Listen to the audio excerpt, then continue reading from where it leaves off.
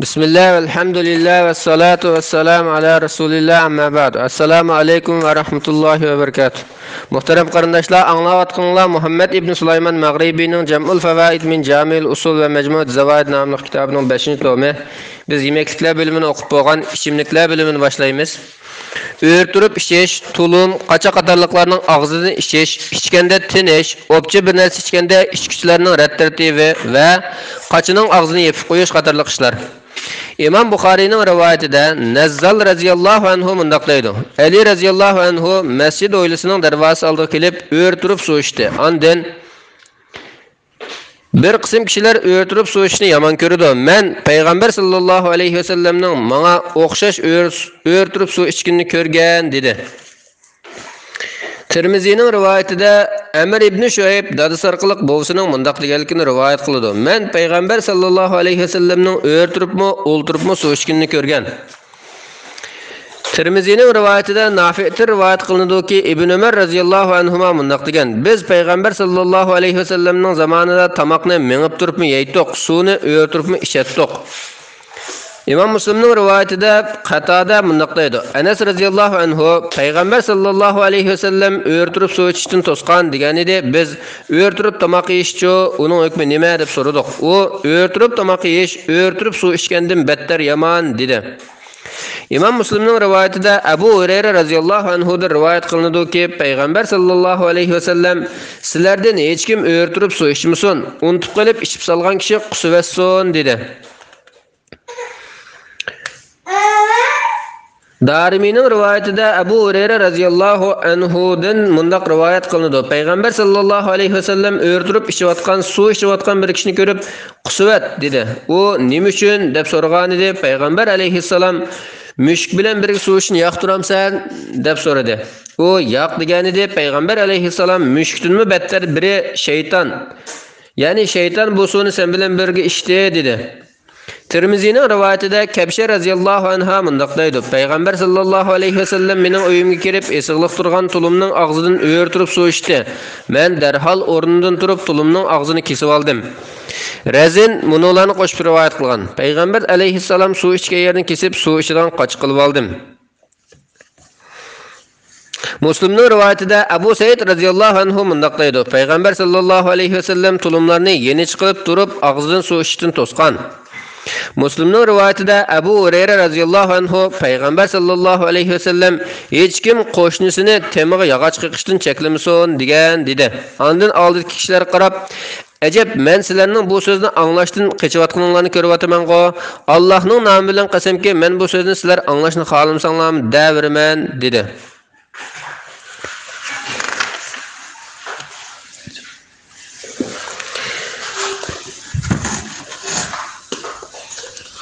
Müslim'nin rivayetinde Enes raziyallahu anhu mundaqlaydı. Peygamber sallallahu aleyhi ve sellem su içkende 3 qatim tinib içetti.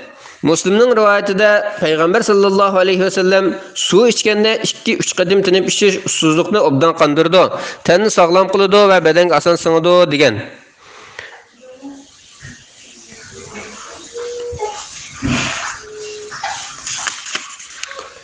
Tirmizi'nin rivayetinde Abdullah ibn Ebu Qatada dadısının mundaq deganligini rivayet qiladi. Peygamber sallallahu aleyhi ve sellem biringlar bir narsa ichganda qochiq tinmasin degan. Tirmizi'nin rivayetinde Ebu Musanna mundaqlaydi. Ebu Said raziyallahu anhu pulab ishdan tosqan dedi. Sorundaki bir kişi suğa axlat chavala tushib qolgan bo'lsa-chu deb so'radi. Abu Said u suvni to'kivat dedi. U odam men tinmasdan ichsam ussuzliqim qanmaydi dedi. Abu Said undaqda qochini og'zingdan yiroq tutqilib turib tinib, ondan davomli ichgan dedi. Abu Davudning rivayetida Abu Said Xudri raziyallohu anhu mundaqlaydi. Peygamber sallallahu aleyhi ve sellem qochining yeriqidan suv ichishdan va bir narsa ichganda po'lashdan to'sqan. İmam Müslim'nin rivayetinde Enes ibn Malik raziyallahu anhu mundaqlaydı. Peygamber sallallahu aleyhi ve sellem bizning uyga kelib suv so'ragan edi. Biz bir qo'yni sig'ib suv qo'shib Peygamber sallallahu aleyhi ve sellem sunduq.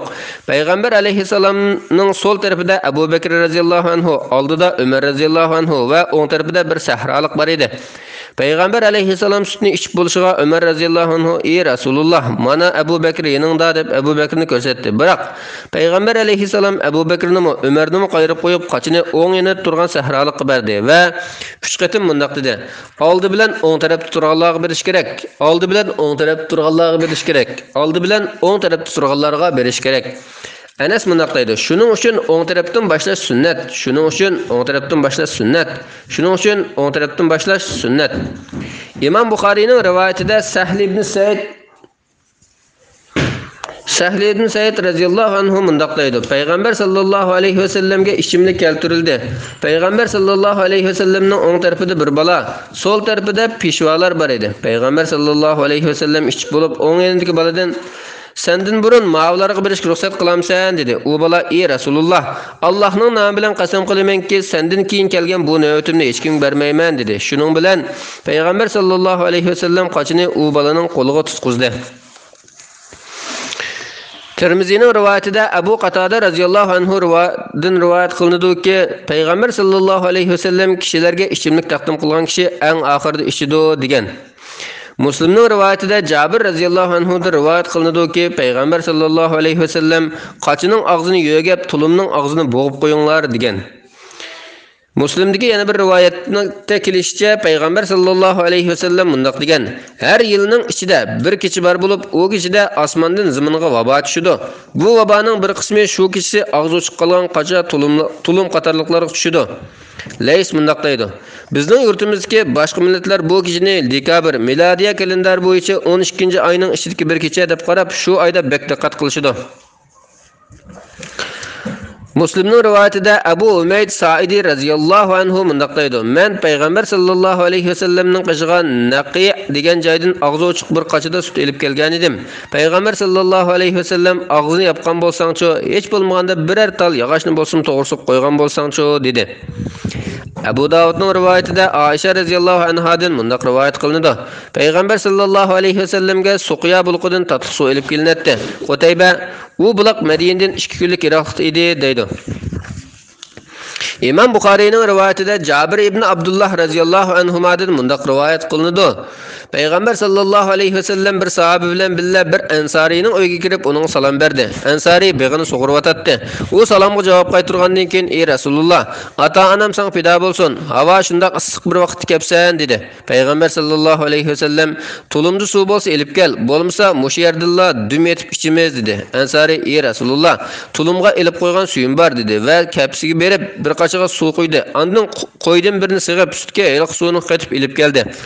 Payg'ambar sallallohu alayhi va sallam uni ichdi. Ansari yana bir qacha elib keldi. Uni Payg'ambar sallallohu alayhi va sallam bilan birga kelgan sahobalar ichdi.